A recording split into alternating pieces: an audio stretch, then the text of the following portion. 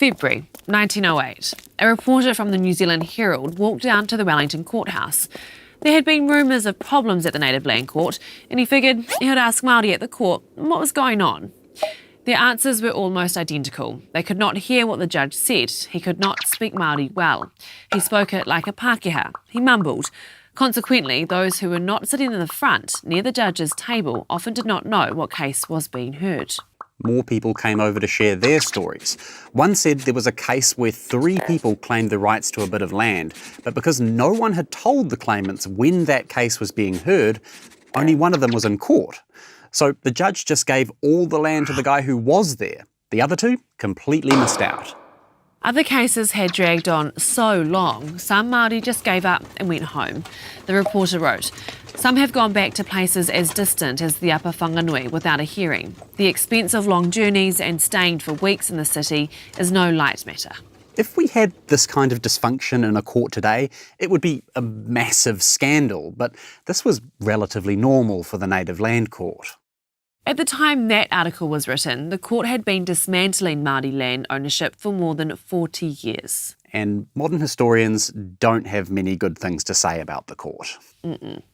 Professor Stuart Banner called it conquest by contract. Historian Judith Binney described it as an act of war. And Sir Hugh Kāwharu said the court was a veritable engine of destruction for any tribe's tenure of land anywhere. This episode, we're looking into the history of the Native Land Court. Or, as some called it, Te Kōti Tangowhenua, the land-taking court.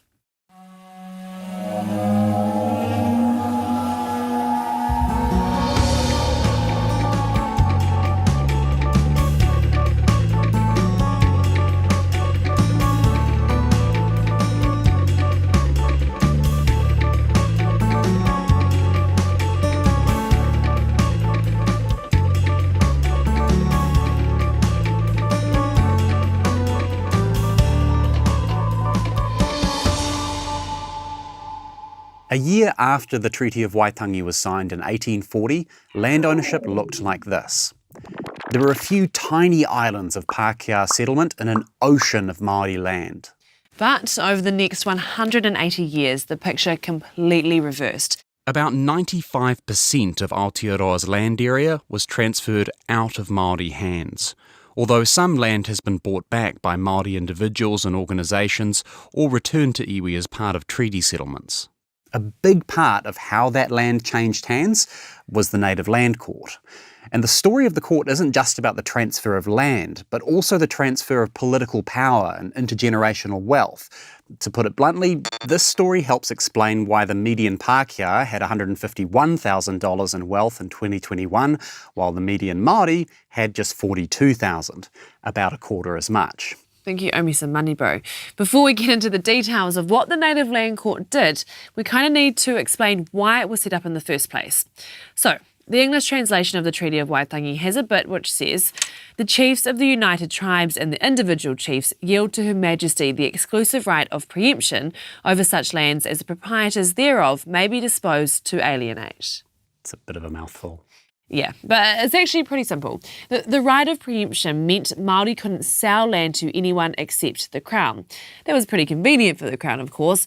It had a monopoly on buying Māori land, so it could set whatever price it wanted.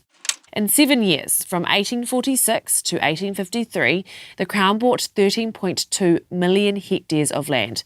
That is almost half of Aotearoa's land area. The Crown paid less than half a penny an acre on average, plus some promises to set aside land for Māori to live on, and to build roads, hospitals and schools. Many of those promises weren't kept, surprise, surprise, and some iwi, like Ngaitahu, became virtually landless. By 1844, the Crown had spent £4,000 buying land from Māori and earned £40,000 selling it to settlers. Those profits were used to fund the colonial government and to pay for more settlers to come to Aotearoa. As you might expect, many Māori were deeply anxious about this. They had hoped that the treaty would secure Māori authority, but it wasn't long before Pākehā officials and politicians were making the rules. The only places Māori had real political power was on their own whenua. Now that whenua, that land, and the authority that went with it was vanishing.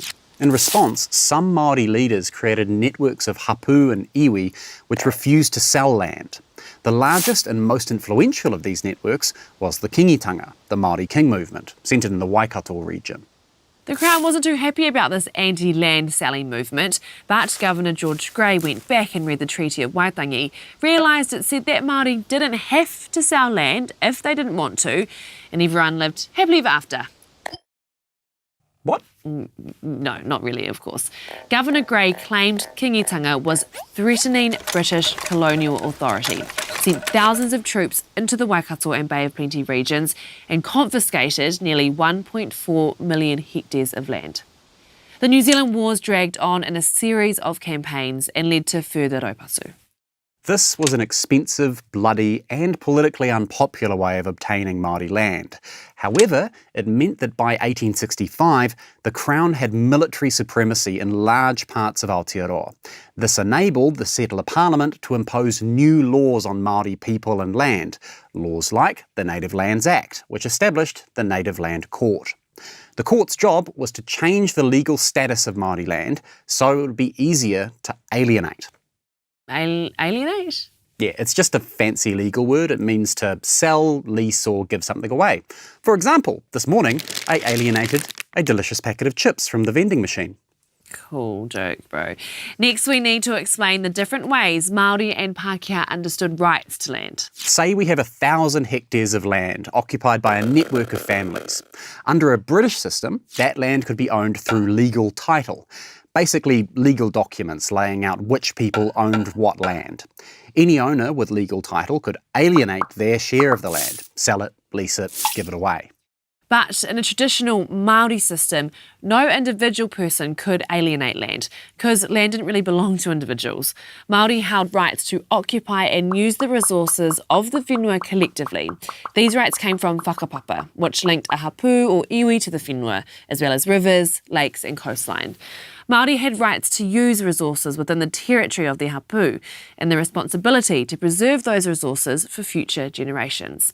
This made the process of alienating Māori land pretty frustrating for settlers because they might find one Māori person wanting to sell a bit of land, but unless they could convince the whole hapu to go along with them, it wasn't going to happen. This is where the Native Land Court came in. The court's job was to convert the Māori system of collective land rights into the British system of legal title. And the 1862 Native Lands Act, which first established the Native Land Court, had parts which looked pretty good to modern eyes. For example, it said the court's decision would be made by a panel of Māori judges, assisted by a single Pākehā judge. The Act also set aside the Crown's right of preemption, so Māori were free to alienate land to whoever they wanted, which theoretically could increase the price. So far you might be thinking, this doesn't seem so bad. Well, strap in, because from here on things get really depressing. For example, the plan to give the court's decision-making power to Māori judges, that never actually happened. In 1865, the Native Lands Act was rewritten. The Māori judges were demoted to assessors, and all practical decision-making power was given to the Pākehā judges. One Māori assessor, Wiremu Te Whioro, who'd fought alongside British troops in the Waikato War, described the whole system as a scam and resigned his position. He gave a stinging critique of those who continued to participate in it. The assessors are of no use and have little or nothing to say to the cases being tried. They sit like dummies and only think of the pay they're going to get. It's clear the Pākehā judges didn't think the court's job was simply to establish which Māori had rights to what land, but rather to get much of that land into Pākehā hands. Judge Henry Munro, for example, wrote, "I maintain that every legitimate encouragement should be held out to Māori to part with their surplus lands to those who can make the use of them for which they were intended." Judge Munro's words were based in a Pākehā worldview that saw land in Aotearoa as a resource. If it wasn't being used productively for farming or housing or mining or some other form of profit, then it was surplus or wasteland. Meanwhile, Māori saw land as part of their identity as well as their economy. The word whenua means land, but also placenta. It's a reference to the belief all people are descended from Papatuanuku, the Earth Mother. And some areas of the whenua might have special significance as a source of food or other resources, but all land had value. It didn't matter if it was being used productively in a Pākehā sense. Some land court judges may have just been ignorant of Māori worldviews, but others were straight up hostile. For example, Judge Frederick Manning, who described Māori as mean, treacherous, vain, lying and dangerous, cunning as Satan, and dangerous as the serpent. Wait, what, that was a judge? Yeah, that guy was pretty racist even by 19th century standards. Maybe not the best person to have on the court. Yeah, as legal historian Stuart Banner wrote, it is hard to imagine Judge Manning could have put all his disgust for the Māori and his hatred of his own job aside and devoted careful attention to the merits of each claim. Many officials most likely shared his indifference to issues of justice among Māori. For this reason, issues of the greatest importance to the Māori could be decided in the most casual, offhand way. But the story of the Native Land Court is less about individual decisions of corrupt or racist judges. It's more about how the court operated as an institution. For example, the 1840 rule, which meant the court would only consider land ownership as it existed when the treaty was signed. Think of iwi and hapu playing musical chairs with their territories and boundaries, and then, in 1840, the music stops. Those boundaries are locked in forever. This caused some problems because the treaty was signed in the aftermath of the Musket Wars and many tribes had temporarily evacuated traditional lands to escape their rivals. So if one iwi had moved out of an area to escape attack and another iwi set up a camp so they could take tuna from a local river, who owned that land? Tikanga Māori would usually privilege the first iwi given their deep links to the whenua through whakapapa, but the court, following the 1840 rule, might award the land to the second iwi. Also, for the first 8 years, the court had something called the 10 owners rule. In short, it usually granted land blocks smaller than 5,000 acres to a group of only 10 owners. Sometimes larger blocks were also granted to just 10 people. In theory, those owners were trustees. They were supposed to represent everyone with rights to that land, potentially hundreds or even thousands of people. But in practice, any of the 10 owners could sell the land without consulting anyone. A famous example was the 19,000-acre Heretaunga block in the Hawke's Bay region. It was granted to 10 owners in 1866. 17,000 acres of land were sold within 3 years, mostly to repay debts to storekeepers. In 1872, 554 Māori signed a petition to Parliament which said that the storekeepers urged the grantees to sell the portions for which they were trustees for others. The sale was urged before the grantees were aware of what they were doing. Consequently, they sold for a small price. Partly in response to that petition, the 10-owner rule was changed, so all members of a tribe could be named as owners. But ironically, this made it even easier for settlers to buy land. Every named owner was a potential target for land buyers, and if anyone sold, that affected everyone with rights to the land. Land purchasers did stuff like release livestock, cut down trees, drain wetlands, which made it very difficult for Māori to carry on life as normal. It's hard to harvest kiriru if the trees have been cut down, and it's hard to catch tuna if the wetlands have been drained. And even if some Māori wanted to adopt European-style agriculture, most couldn't because they struggled to access the cash to finance it. So given all of these problems, why did Māori agree to go to court in the first place? Well, some saw the court as a way of confirming their rights to land and resources. Some wanted money from land sales to invest in livestock or housing or new technologies. The Crown framed the court as a way for Māori to shore up property rights and better participate in the new colonial economy emerging up around them. But what the court actually did was get more land for colonists. And it was very good at it. One of the biggest reasons Māori were pulled into the court was to settle debts. Sometimes those were debts to storekeepers or private land speculators, but often they were debts to government departments. For example, here's part of a letter from a Crown land agent called James Mackay. I attempted in vain to get Ngāti Tamatera to treat for the sale of land to the government. They refused to take the governor's money. At this time, their old and influential chief Taraia Ngākuti died, and a very great feast was contemplated. And although the obstructives would not take money, they joined the friendly natives in procuring some thousands of pounds worth of flour, sugar, tobacco, tea, bullocks, sheep and clothing. So James Mackay is boasting about offering loans of food and supplies to grieving Māori so they could do their bit to support a tangihanga, then forcing those Māori to pay back the loans in land. This wasn't a one-off, by the way. Government agents and private land buyers often use tangi as opportunities to obtain land through loans. Maybe you could say, well, that's a bit ghoulish, but nobody was forcing Māori to take those loans. But even if you were never in debt, someone else's debt could drag you into court. Like if one Māori who'd taken a loan needed to sell land to pay that debt, they could go to court on their own. But if other Māori with rights to the same land didn't turn up, well, the court sometimes just dealt with the person who was there. The others could miss out entirely and their land might be sold out from under them. And this was the key to the native land court.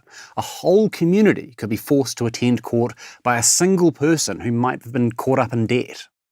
This undermined the system of collective decision-making, which was, and still is, a bedrock of Māori society. And this was no accident. Speaking in a parliamentary debate in 1870, Justice Minister Henry Sewell said the purpose of the Land Court was the detribalisation of the Māori, to destroy, if it were possible, the principle of communism upon which their social system is based. And once you found out you had to go to court, that was just the start of your problems. Hearings were almost always in colonial settlements, often far from kāinga Māori. Plus, there were no fixed dates for hearings. You could spend days travelling, then wait for weeks or months until the judge was ready to hear your case. And even presuming the court ruled in your favour, you then had to pay back all the debts you'd racked up while waiting. Going to the Native Land Court was expensive. Yeah, there were attendance fees, survey fees, lawyers' fees, food and accommodation costs.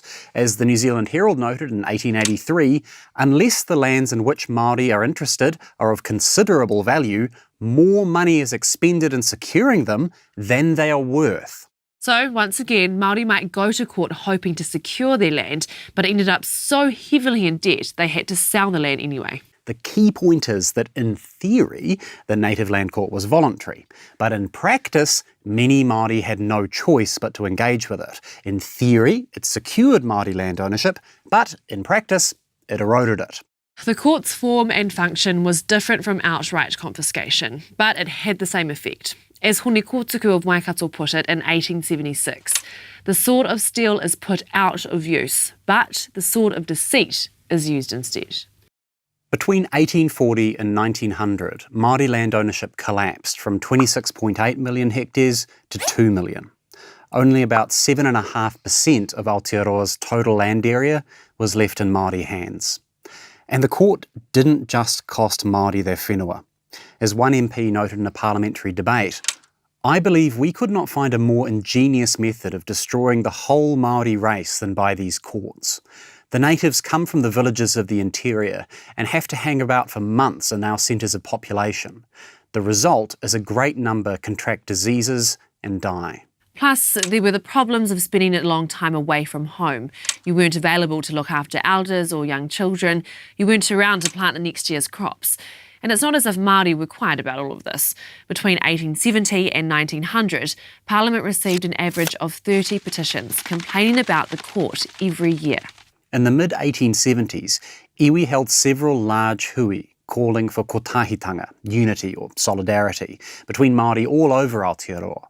They became known as the kotahitanga movement, and together they petitioned the Crown to replace the Native Land Court with a Māori-run institution and recognise a separate Māori parliament. Several kihapu and rangatira within the kotahitanga movement had supported the Crown during the New Zealand Wars. So, of course, the Crown listened intently and took the kotahitanga movement's concerns very seriously. What? No, not really, of course. They basically ignored kotahitanga requests. So in 1881, a kotahitanga hui at Waitangi resolved to go higher up the chain. The next year, a delegation of rangatira travelled to England, hoping to meet with Queen Victoria. They had a petition requesting a royal commission to abrogate the evil laws affecting the Māori people and to establish a Māori parliament, which shall hold in check the European authorities who are endeavouring to set aside the Treaty of Waitangi. This petition specifically called out the various versions of the Native Lands Act, which it pointed out were not assented to by the native chiefs in all parts of the island, nor is there any basis in the Treaty of Waitangi for these laws, which continuously bring upon our lands and upon our persons great wrongs. The Queen carefully read this petition and, no, we all know what's going to happen here. This petition never reached the Queen. It was sent back to the New Zealand government, which more or less ignored it. Sounds frustrating. Oh, extremely frustrating. While the kotahitanga movement never got the powers it sought, it did achieve something. It boosted national Māori unity. Not an easy feat. Yeah, remember how Justice Minister Henry Sewell said the goal of the court was the detribalisation of Māori? Well, it kind of worked, but not the way he was expecting. My good at surprises, William. Iwi and Hapu affiliation was still as important as ever, but no matter your tribe, everyone had a problem with the Native Land Court. That opposition helped forge a national Māori political identity, and this idea that all Māori share common interests is still a powerful feature of New Zealand politics today. Speaking of politics, some Māori fought the Land Court from within the Pākehā system. In 1867, Parliament established 4 Māori seats, and those Māori MPs frequently protested the Land Court, and they did achieve some measure of change. In the early 1900s, Native Affairs Minister James Carroll of Ngāti Kahungunu, along with a new generation of Māori leaders such as Apirana Ngata of Ngāti Porou, made repeated attempts to reform Māori land laws. The most important were known as incorporation and consolidation. That meant taking land titles split between dozens or even hundreds of Māori and bringing them together in holding companies that worked in the best interests of all those owners. Some of these incorporations are still around. For example, Parinenehiki Waitotara. Today it manages more than 20,000 hectares in the Taranaki region. There's also the Mawhera Incorporation on Te Taipōtini, which owns and manages large chunks of greymouth. Carroll, Ngata and their allies managed to slow down the pace of land alienation. It became known as the Taiwa or hold-up policy, but it didn't last. Between 1911 and 1921, nearly 1 million more hectares of Māori land was sold. And as the 20th century unfolded, the 19th century idea that Māori and Māori land needed to make way for Pākehā who would make New Zealand more productive persisted. Probably the clearest example was the 1967 Māori Affairs Amendment Act. Yep, this was still going on in the 1960s. And among other things, this act gave government agents known as improvement officers the power to investigate Māori land. If they thought that land wasn't being used productively, the owners could be forced to sell it. Productively in the Pākehā sense. But the backlash to this law was massive. In fact, some suggest it was a key catalyst for the so-called Māori Renaissance, a rebirth of Māori activism. Groups like the Māori Women's Welfare League, the Federation of Māori Students, the Māori Graduates Association and the New Zealand Māori Council described it as the last great land grab. Over the next decades, new youth protest movements like Ngā Tamatoa sprung up, partly in response to the ongoing alienation of Māori land. People like Whina Cooper, a founder of the Māori Women's Welfare League, argued that presenting submissions to Parliament wasn't enough. Direct action was needed. So, in 1975, she led a hikoi from Northland to Wellington. Along the way, the marches stopped at local marae and the hikoi grew. Their famous catch cry was, "Not one more acre," meaning all remaining Māori land should remain in Māori ownership. The hikoi was 5,000 strong by the time it arrived at Parliament.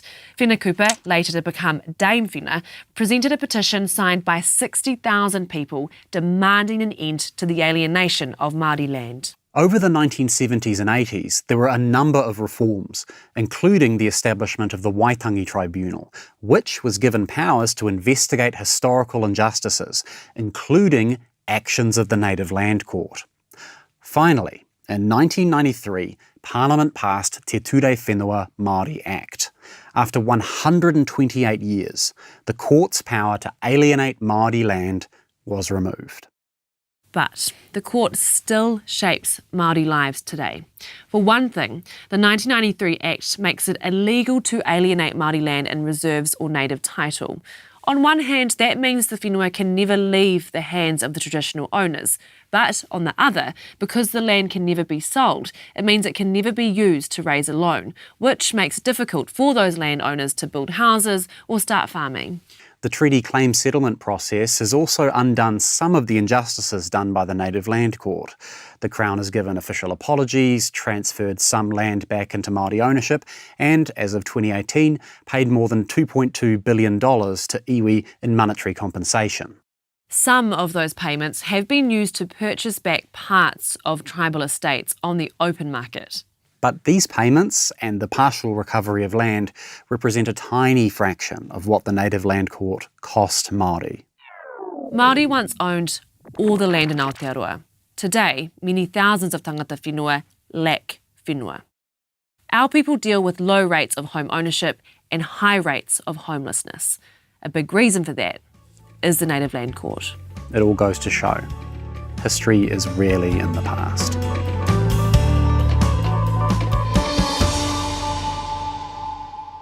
Kia ora, thanks for watching our show. If you want to know more about the Native Land Court, we've put a list of some of our sources in the description. One we found particularly useful was Te Kōti Tango Whenua, the Native Land Court, 1864 to 1909 by David Williams. Hei kona.